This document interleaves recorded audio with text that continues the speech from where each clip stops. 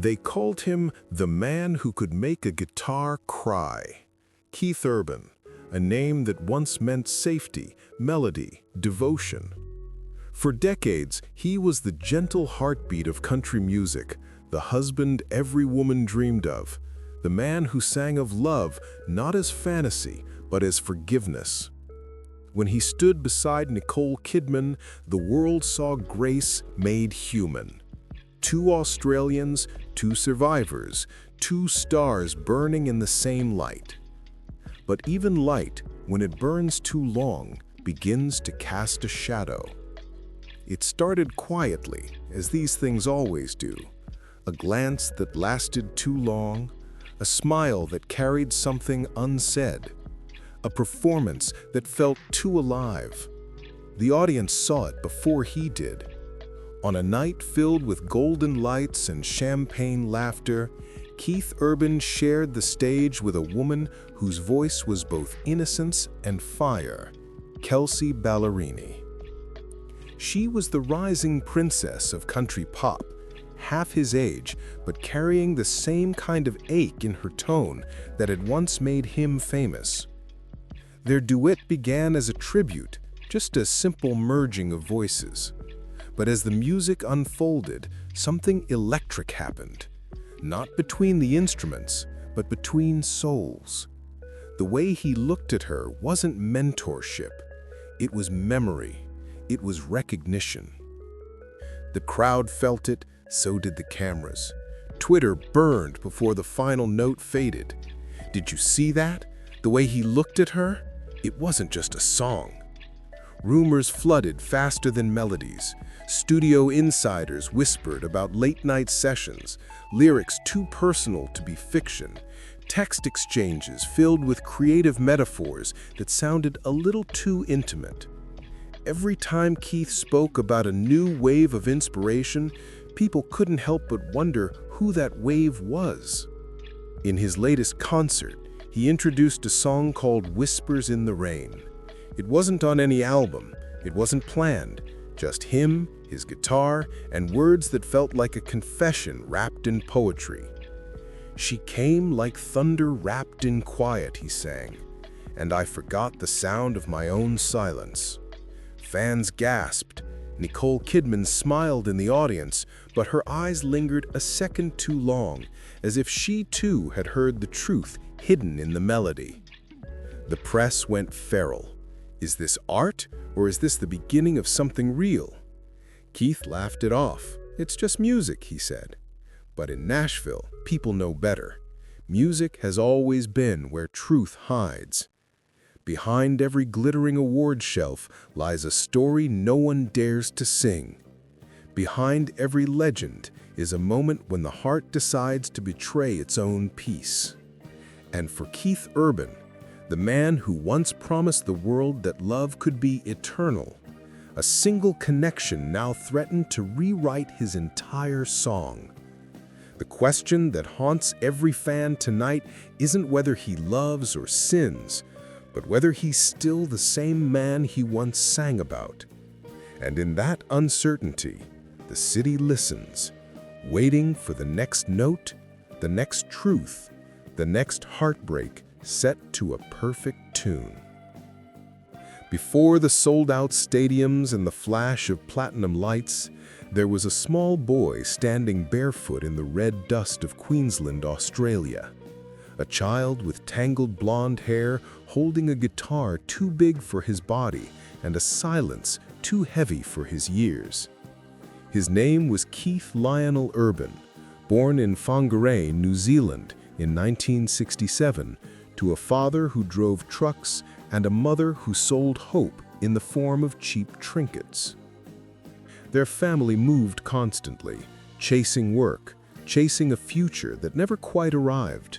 His father, Robert, was strict and tired, a man hardened by unfulfilled dreams. His mother, Marianne, had music in her veins, but sorrow in her eyes. When arguments echoed through the small house, Keith would slip outside, clutching the guitar she'd found at a pawn shop, his refuge carved from 6 steel strings. He learned early that love could vanish without warning. Money ran out. Promises broke. The world never apologized.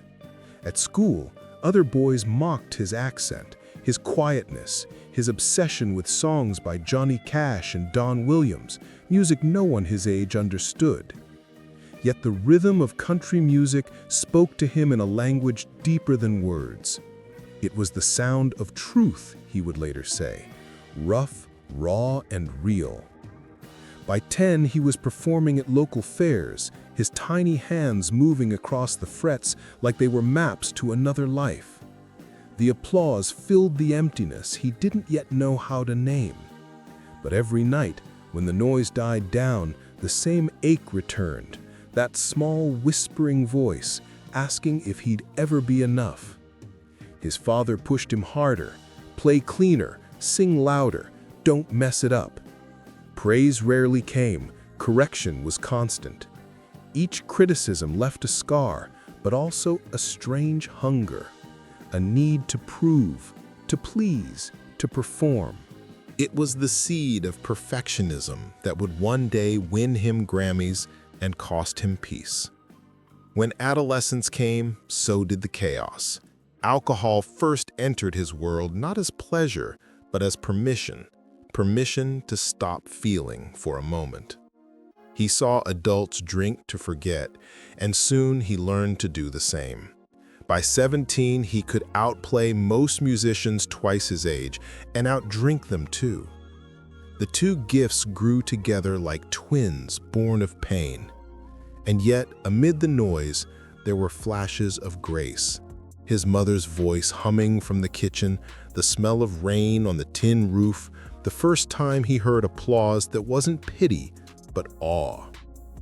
Those were the moments that told him there was something larger waiting, something sacred in sound itself. One night, after another argument between his parents, he sat alone on the porch, guitar on his lap, moonlight on his hands. He whispered to himself, "Someday, I'll play for people who listen." It wasn't ambition. It was survival. That vow would follow him across oceans, across heartbreaks, across the dark corners of fame. Every note he would one day play, every lyric about longing and redemption was born from that lonely boy, the one who learned that music was the only language that never lied. Dreams are easy to chase when you have nothing to lose, and Keith Urban had already lost almost everything that could be taken from a boy. What remained was the ache to prove that pain could sound beautiful. He left home before most kids his age had even decided what they wanted to be, with a second-hand guitar, a duffel bag, and faith stitched together from scraps. He started performing in tiny bars across Queensland. The air was always thick with cigarette smoke and cheap whiskey, but when he sang, even the drunks went quiet. There was something in his voice, something raw, cracked, and holy.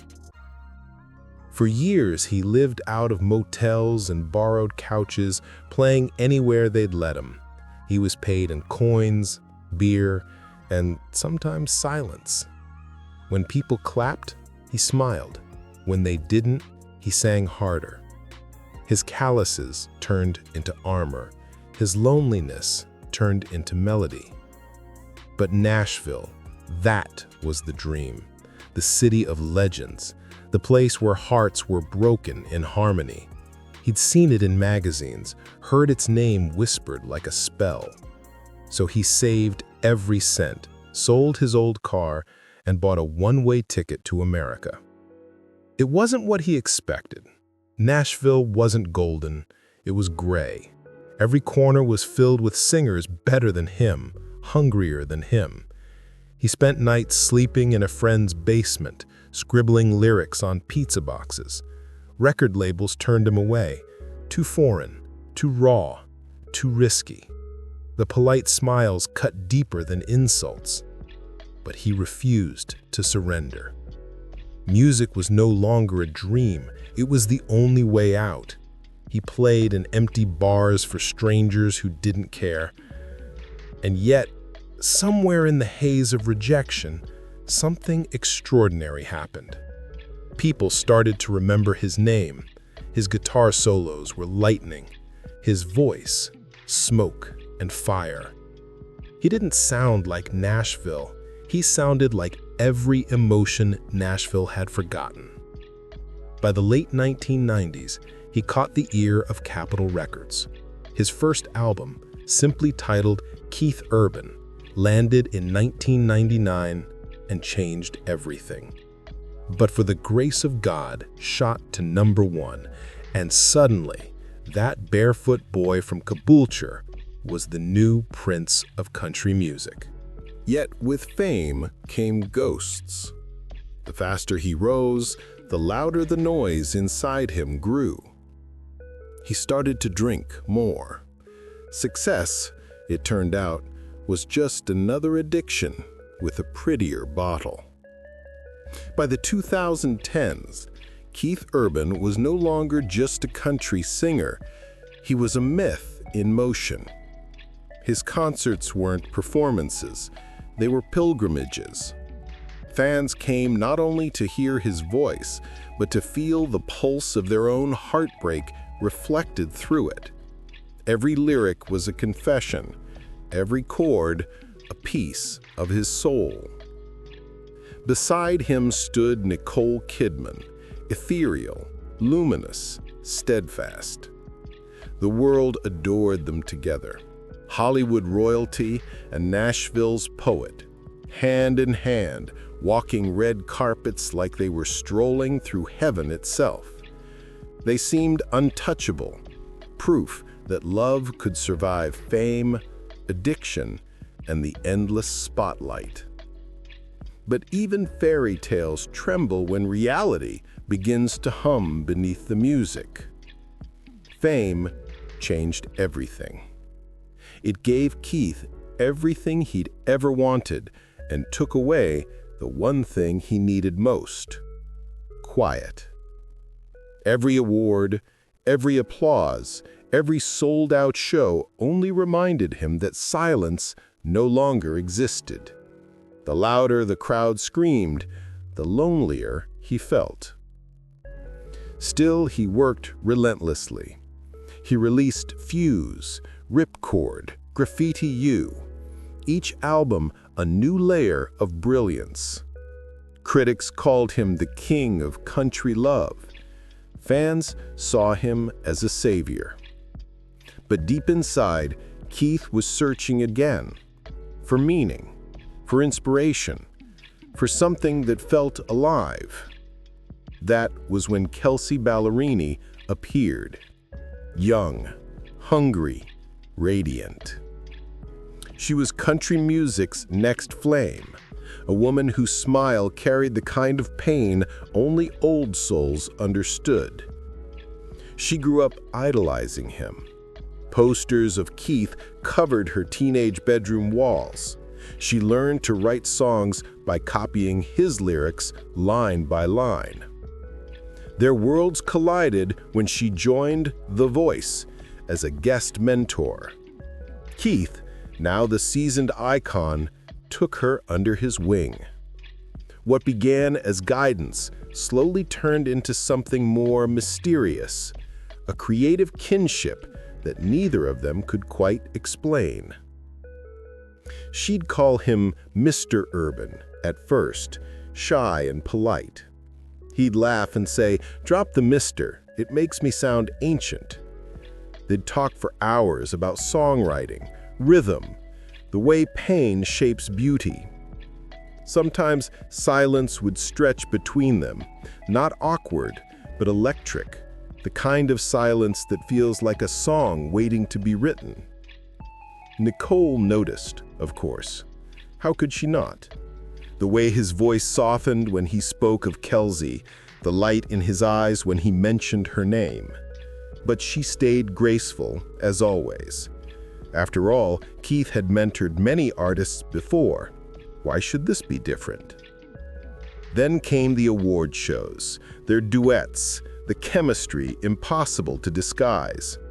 When Keith and Kelsea sang together, it wasn't performance, it was conversation. The microphones vanished, the crowd blurred, and for those few minutes, there were only two souls and one rhythm. Social media exploded. Fans wrote theories, tabloids screamed headlines, and every slow-motion clip of their shared gaze became internet gospel. But when asked, both laughed it off. "We're just friends," they said. Yet in every denial, there was hesitation, the kind of pause that truth often hides behind. For Kelsea, it was admiration. For Keith, it was recognition. Two artists at different ends of their careers, one just beginning, one afraid of the end, meeting in the space between what's lost and what's found. Fame is a mirror that reflects both light and shadow. And for Keith Urban, the reflection was beginning to fracture. The applause still thundered, the world still adored him. But somewhere between the encores and the interviews, something inside began to unravel. Once again, his schedule was merciless. Tour after tour, album after album, a constant demand for perfection. His fingers bled on the strings. His voice cracked under fluorescent exhaustion. Yet he kept smiling, because legends don't crumble in public. They bleed in silence. At home, cracks began to show. Nicole's film career pulled her across oceans, their children growing up between cities and time zones. They tried to hold on, but love stretched thin under distance and duty. Keith would return from the road to an empty house, his laughter echoing against marble floors. And then there were the whispers, the same whispers that once haunted him in youth. The temptation of numbness, of just one drink, of quiet oblivion. He had been sober for years, yet addiction waits like an old friend at the edge of every dark thought. In 2022, while Keith battled exhaustion and loneliness, Kelsea Ballerini's marriage to Morgan Evans began to crumble. Her songs turned darker. Her voice trembled with honesty. She spoke openly about pain, about losing herself. When she met Keith again during a Nashville charity show, it was as if the universe had rehearsed the reunion in secret. They spoke backstage, a simple conversation about resilience, heartbreak, and music. But the energy was unmistakable. Two people, both broken in their own ways, found the reflection of their wounds in each other's eyes. What began as mentorship shifted into understanding. Long nights in the studio followed, writing, composing, dissecting emotions that neither dared to name. Their connection was not reckless, it was reverent, like two survivors building a sanctuary out of harmony. Still, the world doesn't forgive tenderness between the married and the lonely. Fans noticed. So did Nicole. The tabloids began circling like vultures. Keith Urban's emotional bond with Kelsea Ballerini, more than music, screamed one headline. Keith stayed silent, but his songs spoke louder than he ever could. His unreleased demo, What the Night Forgot, leaked online, a song about two voices meeting in darkness, finding clarity, then fading before dawn. She was a storm that whispered instead of screamed, and I let her in because silence had become too cruel. Was it truth? Was it fiction? No one could tell. But Nicole's smile at the next award show seemed colder, rehearsed. The world saw elegance. She felt distance.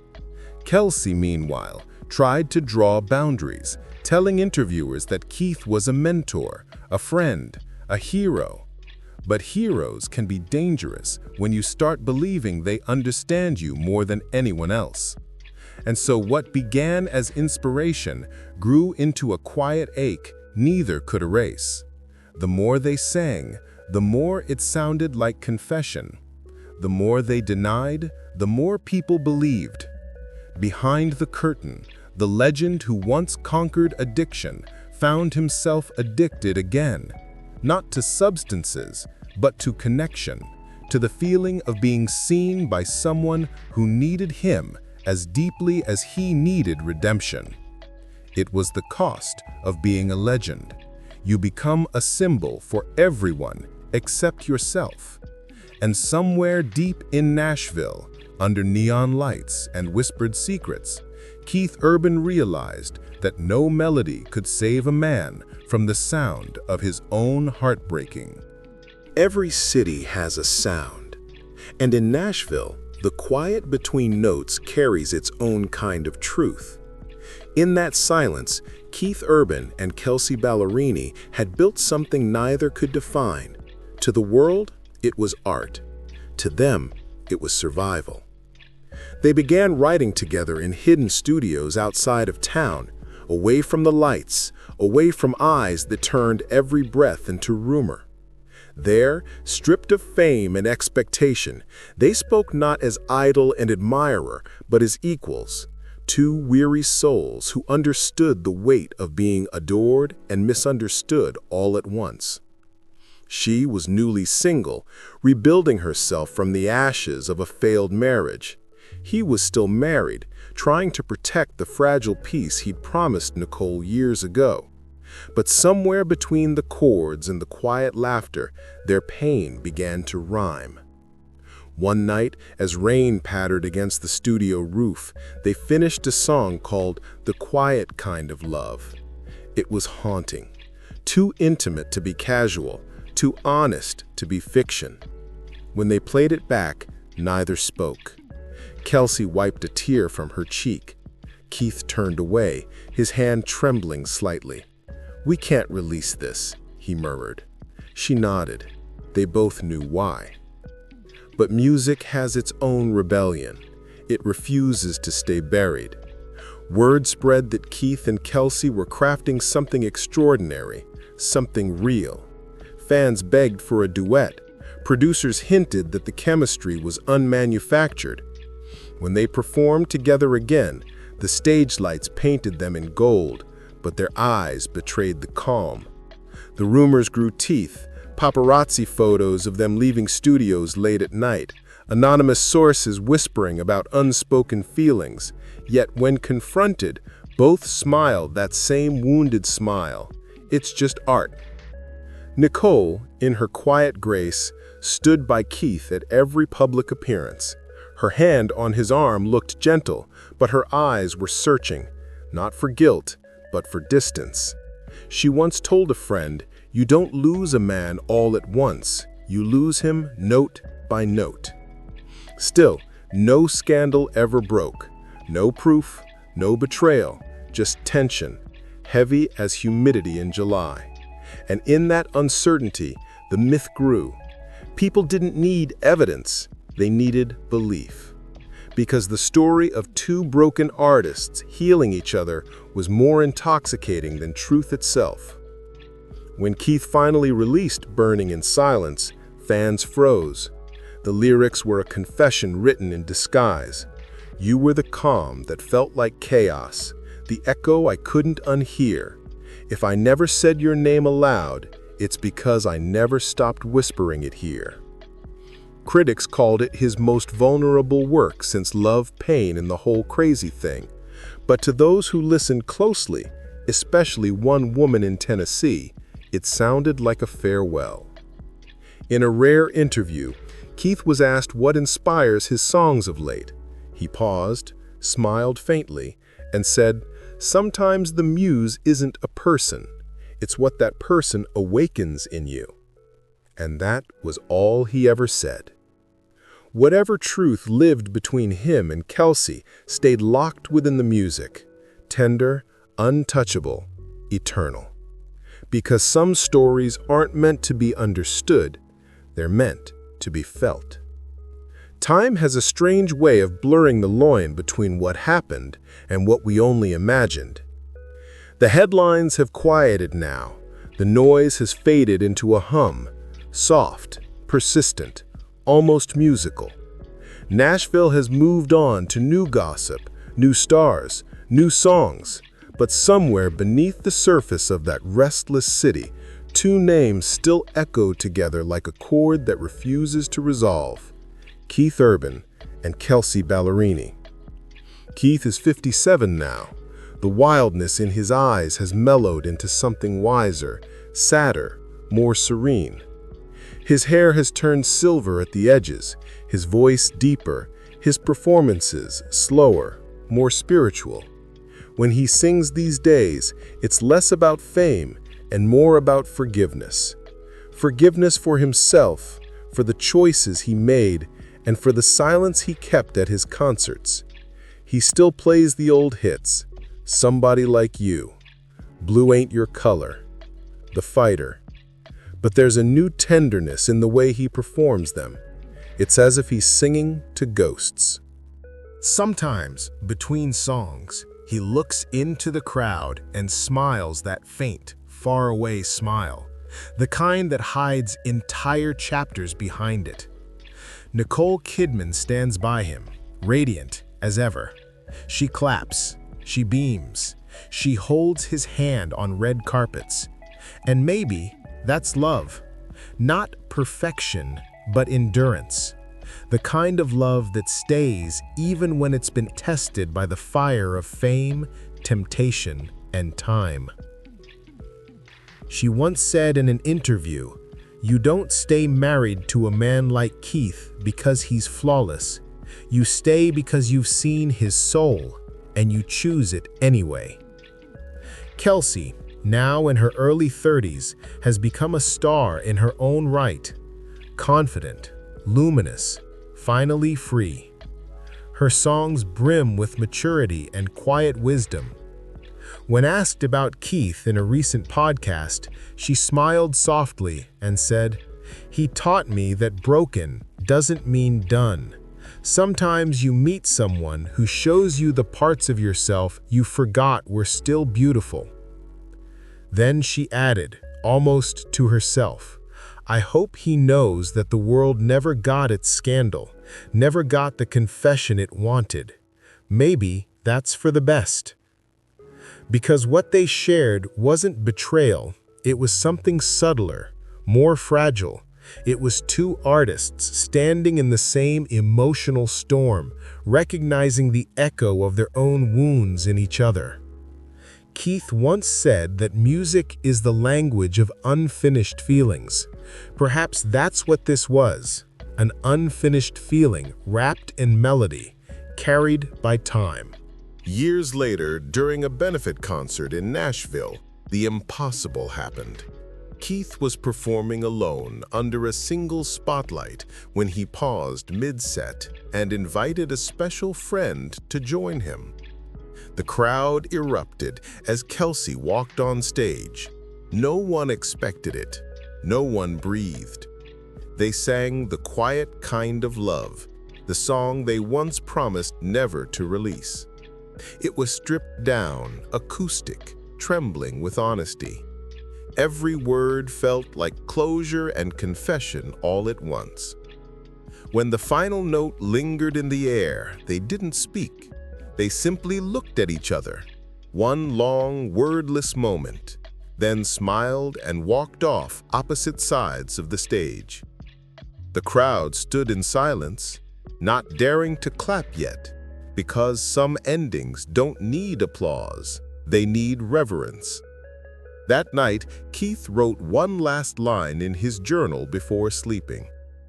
"Some connections are not meant to be understood, only remembered." And perhaps that's all this ever was, a memory that changed them both, a melody that healed more than it hurt, a chapter hidden but never forgotten. If this story touched your heart, If you've ever loved someone in silence or found yourself in the echo of another soul, then let this song be yours too. Like, share, and subscribe to keep uncovering the hidden chapters of lives lived between fame and feeling, between truth and myth, between heartbreak and grace. Because sometimes the most beautiful stories aren't the ones we tell aloud, but the ones that still sing quietly inside us long after the last note fades.